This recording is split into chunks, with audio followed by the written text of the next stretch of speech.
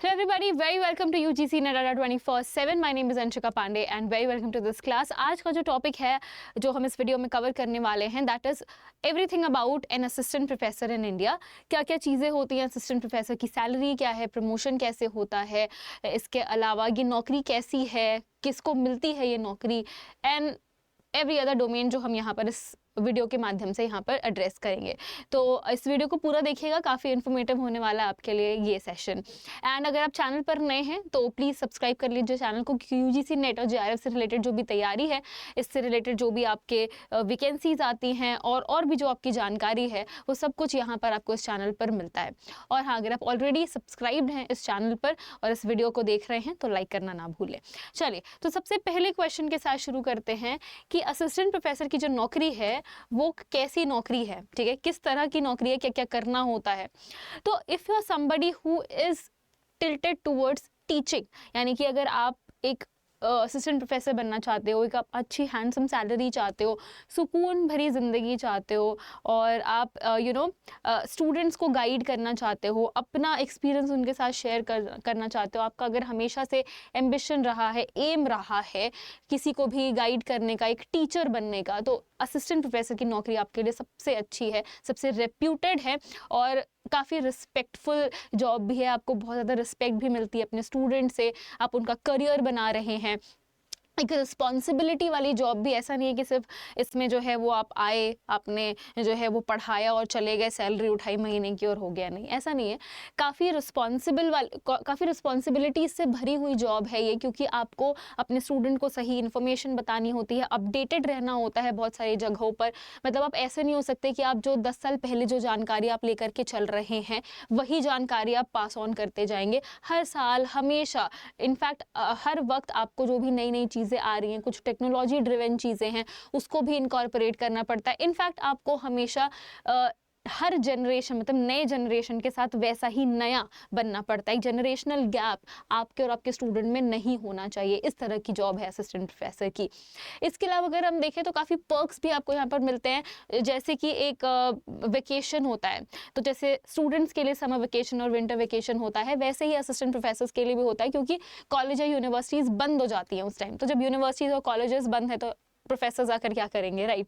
तो उनके लिए भी काफ़ी अच्छा रहता है, छुट्टी मनाते हैं। बहुत सारे प्रोफेसर्स होते हैं जो फॉरेन ट्रिप्स पर भी जाते हैं, नॉर्मल ट्रिप्स पर भी जाते हैं, या फिर अपना ये जो टाइम है उसको अच्छे से स्पेंड करते हैं, अपनी रिसर्च में भी लगाते हैं।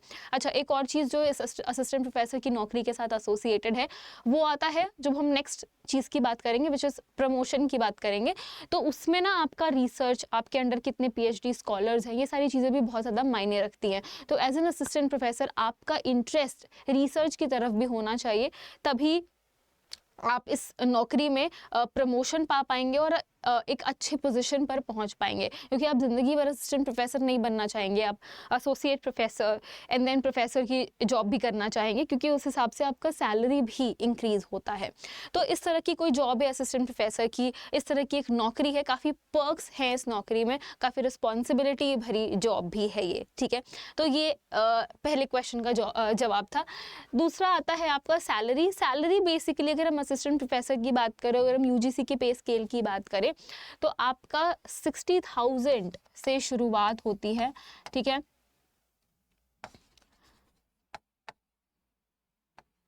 और ये 1 लाख तक हो सकती है।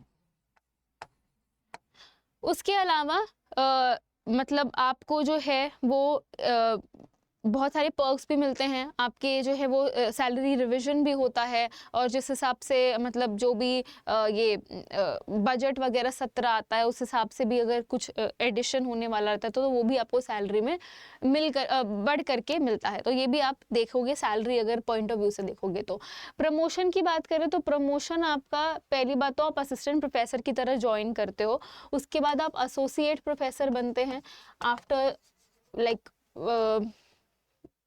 7 to 8 years आप एसोसिएट प्रोफेसर बनते हो, एंड उसके बाद आप प्रोफेसर बनते हो आफ्टर फर्दर 8 to 12 years, ठीक है। अब इसमें एक और पंच आता है, एक कैच आता है। कैच ये आता है कि मान लीजिए जैसे आप किसी यूनिवर्सिटी में एज एन असिस्टेंट प्रोफेसर काम कर रहे हो, ठीक है। आप धीरे धीरे जैसे जैसे आप अपने अंडर और ज़्यादा रिसर्च करते जाओगे, पीएचडी स्कॉलर्स आपके अंडर आते जाएंगे, आपका एक प्रमोशनल टाइम आता है जहाँ पर सब लोग, एक कमेटी बैठती है प्रोफेसर्स की और जो यूनिवर्सिटीज़ के जो हेड वगैरह होते हैं, वीसी वगैरह होते हैं, वो मिल करके डिसाइड करते हैं कि आपका प्रमोशन कैसे होगा, किस हिसाब से होगा, ठीक है। लेकिन अगर आप किसी दूसरी यूनिवर्सिटी में अपना ट्रांसफ़र ले लेते हैं, या फिर आप किसी दूसरी यूनिवर्सिटी में मान लीजिए कि ट्रांसफ़र भी नहीं कहेंगे हम, ट्रांसफ़र गलत बोल दिया मैंने, जैसे मान लो कि आप लखनऊ यूनिवर्सिटी में हैं और आपका दिल्ली यूनिवर्सिटी में एसोसिएट प्रोफेसर का कोई पोजीशन आती है और आप एलिजिबल हैं उस फॉर्म को भरने के लिए, ठीक है। आपने फॉर्म भरा और आप ने जो है वो एग्जामिनेशन या फिर आप इंटरव्यू में बैठे, एग्जाम नहीं होता, इंटरव्यू होता है, आप इंटरव्यू में बैठे एसोसिएट प्रोफेसर की और आपका डीयू में हो गया, दिल्ली यूनिवर्सिटी में हो गया, तो ज़रूरी नहीं है अगर आप सेम यूनिवर्सिटी में हैं तब आपको लग सकता है 8 से 10 साल असिस्टेंट प्रोफेसर से एसोसिएट प्रोफेसर बनने में। लेकिन अगर बीच में ही आपकी एलिजिबिलिटी क्राइटेरिया को देखते हुए किसी और यूनिवर्सिटी में ये एसोसिएट प्रोफेसर या प्रोफेसर का पद आ जाता है और आप एलिजिबल हैं, तो आप अपने 4 से 5 साल सेव कर सकते हैं और आप एज एन एसोसिएट प्रोफेसर उस दूसरी यूनिवर्सिटी में जा सकते हो, ठीक है। आपकी जॉब वहाँ पर लग जाएगी। अब यहाँ पर एक और चीज़ आती है, जो कि आती है, हम दूसरे पॉइंट पर आएंगे, फिर से सैलरी वाले पॉइंट पे दोबारा आना चाहूँगी मैं। अब क्या होता है, जब आप एसोसिएट प्रोफेसर बन जाते हैं तो आपकी सैलरी फर्दर इंक्रीज हो जाती है और ये आपकी जो है वो 1,60,000 टू 2 लाख तक भी हो सकती है। एंड जब आप प्रोफेसर बनते हैं तो नियर अबाउट आपकी थोड़ी बहुत और सैलरी बढ़ जाती है, बट एसोसिएट प्रोफेसर में जब आप एकदम से असिस्टेंट प्रोफेसर से एसोसिएट प्रोफेसर बनते हो तो आपकी सैलरी इंक्रीमेंट भी होती है, आपका पोजीशन प्रमोशन भी होता है एंड आप अपने हिसाब से इसको एडजस्ट भी कर सकते हो। लाइक अगर आप चाहो तो आप उसी यूनिवर्सिटी में वेट करो और फिर प्रमोशन लो आप एसोसिएट प्रोफेसर का, या फिर आप दूसरी यूनिवर्सिटीज़ में अप्लाई करके डायरेक्टली वहाँ पर जो रिक्रूटमेंट आते हैं वहाँ पर इंटरव्यू दे करके आप अपने 4 से 5 साल बचा करके वहाँ एसोसिएट प्रोफेसर बन सकते हैं।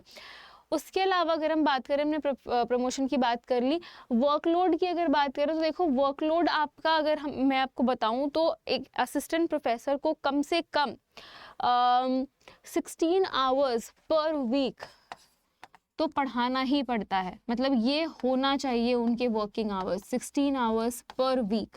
और अगर हम एक साल की बात करें, 365 डेज की बात करें, तो आपको कम से कम 180 डेज की टीचिंग तो करनी ही करनी है।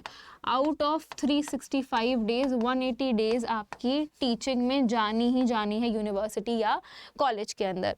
उसके अलावा आपको डेली बेसिस पर अगर हम बात करें तो 7 आवर्स अपने देने ही देने हैं यूनिवर्सिटी के अंदर, ठीक है। इसके अलावा सबसे अच्छी चीज़ जो मुझे लगती है कि वर्कलोड आपका वैसे अगर देखा जाए तो बहुत कम है, दिस इज़ वेरी लेस अगर हम बात करें तो। अच्छा, अब कभी कभी ऐसे भी होता है कि आपके लेक्चर्स डिसाइडेड होते हैं, आप ग्रेजुएशन और पोस्ट ग्रेजुएशन वाले स्टूडेंट्स को पढ़ाते हो, क्योंकि असिस्टेंट प्रोफेसर कॉलेज या यूनिवर्सिटी में पढ़ाते हैं और कॉलेज या यूनिवर्सिटी में मेनली ग्रेजुएशन और पोस्ट ग्रेजुएशन के बच्चे होते हैं, और जो बच्चे नए नए रिसर्च में आ रहे हैं वो होते हैं। तो रिसर्चर्स को पढ़ाना, जो उनका कोर्स वर्क होता है 6 महीने का कंपलसरी, वो करवाना, ग्रेजुएशन के बच्चों को पढ़ाना और पीजी पोस्ट ग्रेजुएशन के बच्चों को पढ़ाना, ये आपका मेन काम होता है। उसके अलावा आप किसी न किसी, लाइक अगर मान लो आप यूनिवर्सिटी के किसी डिपार्टमेंट से एसोसिएटेड हो, आप उसके हेड ऑफ द डिपार्टमेंट हो। वैसे तो हेड ऑफ द डिपार्टमेंट बनने के लिए आपको काफ़ी मेहनत करनी पड़ती है, वो प्रमोशन होता है तब आप बनते हो, प्रोफेसर ही बन पाते हैं, असिस्टेंट प्रोफेसर या एसोसिएट प्रोफेसर रेयरली बनते हैं। प्रोफेसर वाले जो पद पा जाते हैं उन्हीं को हेड ऑफ डिपार्टमेंट बनाया जाता है। बट फिर भी आपकी यूनिवर्सिटी में बहुत सारे अलग अलग काम भी हो सकते हैं। कोई कल्चरल चीज़ हो गया, जैसे यूनिवर्सिटी में अलग अलग चीज़ें होती रहती हैं, फेस्टिवल्स होते रहते हैं, सेलिब्रेशन होता रहता है, चाहे वो दिवाली सेलिब्रेशन हो, चाहे वो कॉन्वोकेशन हो, चाहे वो वीसी का कोई प्रोग्राम हो, चाहे आपका कोई एनुअल फंक्शन हो कॉलेज का, तो अलग अलग कमेटियाँ बनी होती हैं, उसमें भी आपको थोड़ा सा प्रोएक्टिव होकर के काम करना पड़ता है, तो काफ़ी इंटरेस्टिंग भी हो जाता है। आपकी लाइफ मोनोटोनस नहीं रहती है कि बस आप गए, आपने लेक्चर लिया और आप वापस आ गए। आपके पास एक्टिविटीज़ भी होती हैं करने के लिए। इनफैक्ट जो आपके ये इंडिपेंडेंस डे, रिपब्लिक डे के टाइम पर भी आपको काफ़ी एक्टिविटीज़ करनी होती है।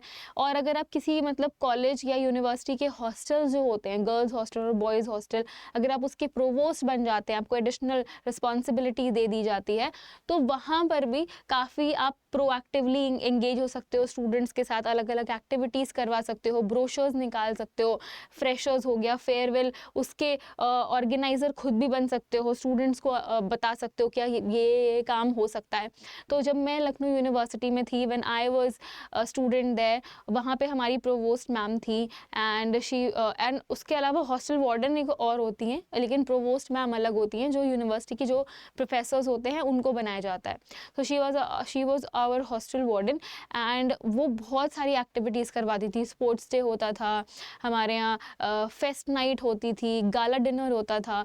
तो हमने काफ़ी इन्जॉय किया है अपना हॉस्टल टाइम भी। और ये सारी चीज़ें जो हैं, ये सारी एडिशनल रिस्पॉन्सिबिलिटीज़ भी आपको मिलती हैं जब आप यूनिवर्सिटी या कॉलेज में एज एन असिस्टेंट प्रोफेसर या एज एन एसोसिएट प्रोफेसर या फिर एज अ प्रोफेसर जॉब करते हो। तो it's kind of very nice also. Workload आपका इंटरेस्टिंगली अच्छा हो जाता है एंड ये आपके मतलब फिक्स्ड आवर्स होते हैं जो आपको डेडिकेट करने होते हैं after becoming an assistant professor in any university और कॉलेज। उसके बाद अगर हम बात करें ट्रांसफ़र्स की, तो ट्रांसफ़र्स की यही बात होती है कि जैसे मान लो कि आप लखनऊ में हो और आपका ट्रांसफ़र किसी और यूनिवर्सिटी से कानपुर में आपको करवाना है या कुछ ऐसा है या होता है, तो ट्रांसफ़र उसी केस में होता है जब आपके सब्जेक्ट में, क्योंकि असिस्टेंट प्रोफेसर जो होते हैं वो सब्जेक्ट स्पेसिफिक होते हैं।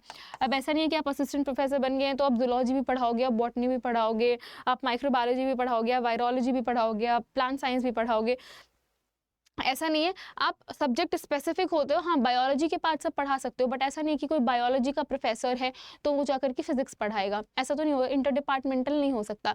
विद इन डिपार्टमेंट आप जा सकते हो, डिफरेंट एज गेस्ट भी जाते हो आप। कभी कभी दूसरे डिपार्टमेंट के जो हेड ऑफ डिपार्टमेंट्स होते हैं वो दूसरे डिपार्टमेंट के असिस्टेंट प्रोफेसर्स या प्रोफेसर्स को इनवाइट करते हैं कि भाई आप हमारे यहाँ आकर के पढ़ा लो, उसके लिए एक्स्ट्रा पे भी मिलता है। तो जैसे मान लो फॉर एग्जांपल अगर हम बात करें कि किसी जैसे फॉर एग्जांपल जूलॉजी का असिस्टेंट प्रोफेसर है और उसको हमने बोल दिया कि आपको एनवायरनमेंट साइंस के डिपार्टमेंट में आकर के कुछ लेक्चर्स लेने हैं, तो उसको पर लेक्चर और एक्स्ट्रा पैसे भी मिलते हैं, ठीक है। तो वो भी एक अच्छा प्रावधान है। अच्छा, हम ट्रांसफ़र की बात करें तो क्योंकि सब्जेक्ट स्पेसिफिक होते हैं आपके चीज़ें, तो अगर मान लो जैसे आपको लखनऊ यूनिवर्सिटी में आप हो असिस्टेंट प्रोफेसर, आपको कानपुर में ट्रांसफ़र किया जा रहा है, दैट मीन्स वहाँ पर कोई पोजीशन खाली हुई है तब आपको ट्रांसफ़र किया जा रहा है उस पर्टिकुलर सब्जेक्ट में, या कोई रिटायर हुए हैं कोई प्रोफेसर या कुछ ऐसे है तो आपको ट्रांसफ़र मिल रहा है। तो ये सारी चीज़ें होती हैं। ट्रांसफ़र का ये होता है कि अगर कोई पोजीशन आप ही के सब्जेक्ट में किसी और यूनिवर्सिटी में खाली हुई है आपके स्टेट में, इंटर स्टेट नहीं होता है। जैसे ऐसा नहीं है कि अगर आप सरकारी नौकरी में हैं, सरकारी किसी स्टेट यूनिवर्सिटी में है, तो ऐसा नहीं है कि अगर आप लखनऊ यूनिवर्सिटी में हैं तो आपको जो है वो दिल्ली यूनिवर्सिटी में ट्रांसफ़र मिल जाएगा। With in state he transfer होते हैं नॉर्मली। तो ये भी आप देख सकते हो, स्टेट में ही ट्रांसफ़र होते हैं। एक स्टेट से दूसरे स्टेट में ऐसा ट्रांसफ़र आपको नहीं देखने को मिलता है। तो ये भी एक इम्पॉर्टेंट चीज़ है अगर हम बात करें। लेकिन हाँ, अगर आप किसी प्राइवेट यूनिवर्सिटी में हैं इस तरह से और आप जॉब स्विच करने की सोच रहे हो, तब तो आप ऑब्वियसली कर सकते हो अपना, मतलब अगर आप लखनऊ में किसी प्राइवेट यूनिवर्सिटी में हो और आप कि दिल्ली यूनिवर्सिटी में गवर्नमेंट जॉब के लिए कोई पोस्ट आती है तो आप ऑब्वियसली जा सकते हो वहाँ पे। तो ये ट्रांसफ़र का केस होता है जब हम इस लाइन में आते हैं, असिस्टेंट प्रोफेसर वाली लाइन में आते हैं। तो आई होप कि आपको ये इन्फॉर्मेशन अच्छी लगी होगी। आई होप आपने एंजॉय किया होगा ये सेशन, और जो भी मैंने आपको यहाँ पे चीज़ें बताई हैं आपको सही लगी होंगी, अच्छी लगी होंगी, जानकारी भरी लगी होंगी। तो अगर हाँ, तो प्लीज़ इस वीडियो को लाइक करें, शेयर करें और सब्सक्राइब कर ले चैनल को। Thank you very much. ऐसे ही और जानकारी भरी वीडियोज़ के साथ मैं मिलती रहूँगी आपसे यहीं इसी चैनल पर। धन्यवाद।